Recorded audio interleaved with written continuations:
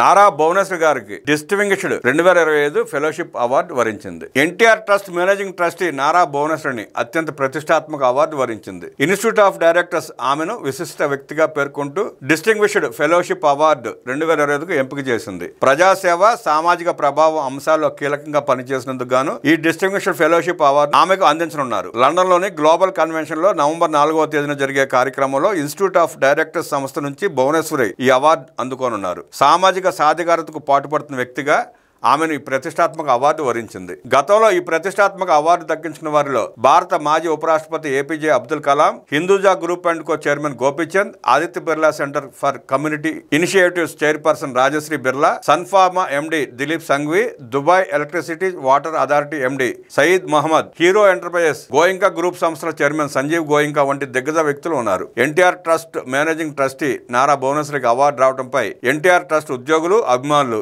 NTR trust భవన్లో శుక్రవారం ఆమెను సన్మానించి శుభాకాంక్షలు తెలియజేశారు.